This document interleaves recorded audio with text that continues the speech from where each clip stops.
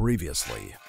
대관공 마리오형의 조수로 활동하는 루이지가 공룡뼈를 연구하던 고고학 전공 여대생 데이지에게 첫눈에 반한 뒤 데이트 도중 갑작스레 납치당하게 되면서 그녀를 쫓아 두 형제는 신비한 포털을 통해 또 다른 차원의 도시국가 다이노아탄에 도착하게 되었는데요.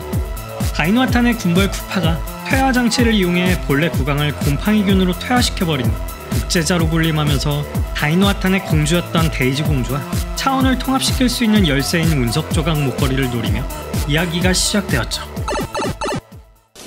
이 때문에 쿠파의 명령을 받은 쿠파의 신복이자 사촌인 멍청이 듀오 데이지와 스파이크는 데이지 공주를 납치하는 데 성공했지만 데이지가 차고 있던 운석 조각 목걸이가 루이지에게 건네지며 행방이 묘연해지게 되었고 두 배관공 형제는 당국 경찰에게 그만 체포되고 말았죠.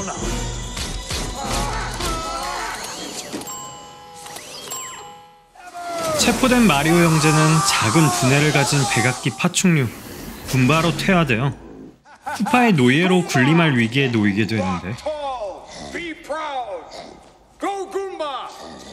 보안요원이 허술하던 찰나 절대적인 권력자 쿠파를 쉽게 따돌리는 퇴화된 뇌 덕분인지 엉뚱한 곳에 불꽃 총탄을 쏘아대던 군바들을 피해 그곳을 빠져나가게 됩니다.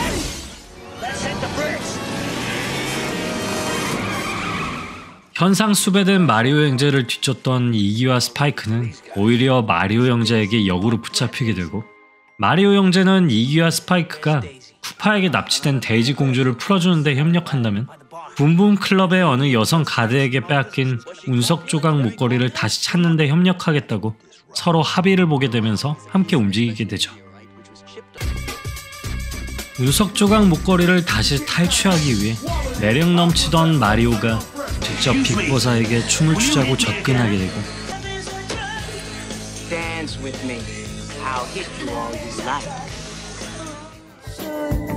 그녀와의 아슬아슬한 커플 댄스를 추면서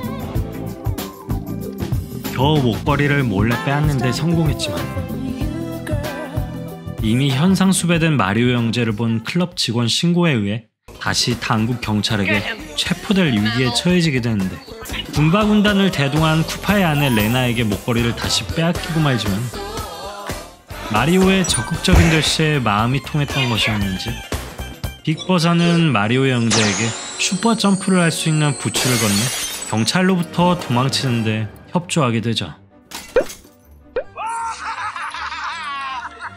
한편 쿠파에 의해 납치당한 뒤 현실에선 이제 존재하지 않은 다이노아탄의 가장 높은 타워 쌍둥이 빌딩에 계속 갇혀 있었던 데이지 공주는 쿠파의 애정에 대한 질투심에 눈이 먼 레나에 의해 죽을 위기에 놓이게 되는데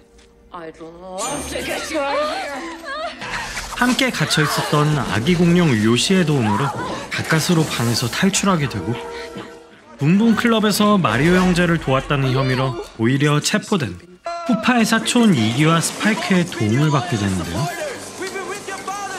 과거 본인들은 쿠파가 아닌 데이지의 아버지 국왕의 충신이었다고 고백하며 쿠파에 의해 끈적거리는 곰팡이균으로 완전히 퇴화되어 버린 본래의 국왕이자 그녀의 아버지를 만나게 해주죠. 그리고 산전수전 끝에 데이지를 구출하기 위해 찾아온 마리오 형제와 드디어 만나게 되는데 당장이라도 어디로 도망가야 할 순간에 데이지는 수줍어하는 자신의 아버지를 마리오 형제에게 소개시켜주죠. 그리고 거기서 또 예의를 차리며 인사하는 루이지. 데이지는 마리오에게 그의 여자친구 다니엘라가 54층 군바막사에 있다는 정보를 알려주게 되고 겁이 없는 마리오는 본인의 여자친구는 물론 데이지 공주로 오해받고 납치되었었던 여성들과 함께 침대 매트리스를 썰매로 이용해 거대한 황금우를 타고 빠져나가게 되는데요. 다만 CCTV로 모든 곳을 감시하던 티라노사우루스의 유전적인 습성을 그대로 물려받은 금발의 쿠파 양반은 군바 군단을 대동하여 결국 루이지와 데이지를 체포하고 마는데 매트리스를 타고 바깥으로 빠져나간 마리오 일행은 미련한 군바들을 죄다 넘어뜨리며 여차저차 쿠파와의 마지막 결전을 벌이게 되죠. 한편 쿠파 없이 혼자서 권력을 독식하려던 레나는 조각을 가로채 운석에 끼워 넣으려고 시도하는데, 다만 그걸 감당할 수 있는 파워는 오로지 왕족인 데이지 공주만이 가지고 있었던지, 그 파워를 견디지 못하고 감전되면서 그대로 벽에 달라붙은 화석이 되어버리고 말았죠. 조각이 운석 본체에 결합되면서 두 차원은 살짝 뒤죽박죽 섞이게 되었지만, 데이지와 루이지가 운석 조각을 다시 빼내게 되면서 다시 원상복구를 시키게 되는데요. 이제 남은 것은 마리오 형제와 쿠파의 마지막 결전. 해와 광선총을 갖게 된 마리오와 루이지는 동시에 쿠파에게 발사하여 그를 본래 T-렉스로 만들어버리고, 전왕에게 건네받았던 최종 병기 귀여운 폭탄병까지 쿠파를 명중시키며 한 몫을 더해주는데요. 그리고 완전히 공룡화된 쿠파에게 마지막 발사.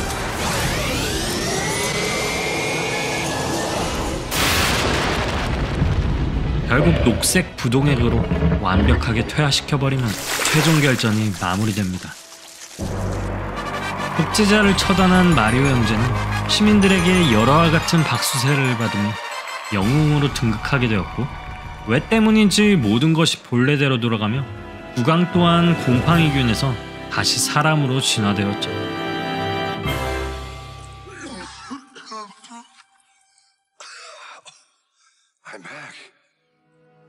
그리고 데이지와 함께 현실의 세계로 돌아가기를 원했던 루이지.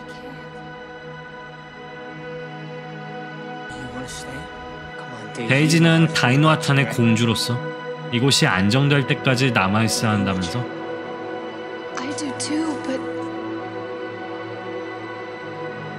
결국 둘은 뜨거운 키스를 뒤로하고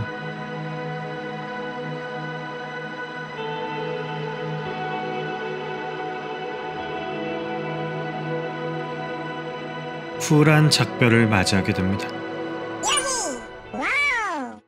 3주 후, 현실 세계에서 행복한 나날을 보내고 있던 그들.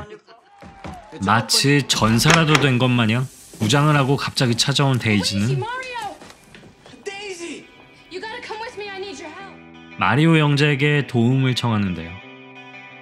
이미 또 다른 모험을 기다리고 있었던 것 마냥 슈퍼마리오 형제는 대관공 장비들을 챙겨 입고 다시 일어서게 됩니다. 오직 원작 게임과 비교하면서 비주얼로만 괴작이라고 판단하기에는 나름 포스트 아포칼립스 장르로 풀이한 꽤나 깊은 세계관을 담고 있는 1993년 영화 슈퍼마리오 브라더스. 다만 원작과 멀어지지 않기 위한 수단인지 슈퍼마리오 특유의 각종 사운드와 디자인 등을 억지스럽게 차용하는 갖가지 노력들로 괴리감은 오히려 더 커지는 듯해 보이는데요. 어설픈 그래픽과 연출 등으로 4,800달러에 가까운 제작비에 겨우 2,100만 달러 수입을 거두며 폭삭 망하긴 했지만, 폭력과 약탈이 판치는 디스토피아 세상은 파충류가 진화된 그곳이나 포유류가 진화한 이곳 모두에서 진행되고 있다는 설정. 절대적인 독재자의 권좌를 위해 개인의 자아를 매우 단순한 뇌로 퇴화시켜버리는 설정. 원색 톤의 동화적이고 아기자기하던 원작을 더러운 시궁창 세상으로 슈퍼마리오를 색다른 관점들로 풀이해 나간 데에는 이미 30년이나 지난 현재 시점으로는 그래도 꽤나 독특하고 재밌는 해석으로도 볼 수 있을 것 같은데요. 2023년 4월에 개봉한 슈퍼마리오 브라더스 애니메이션 작품과 더불어 훗날 만들어질지도 모르는 새로운 슈퍼마리오의 실사 영화 제작에 좋은 선례를 남긴 작품이 된 것은 분명한 것 같습니다. 그래도 군반은 선을 좀 많이 넘었지.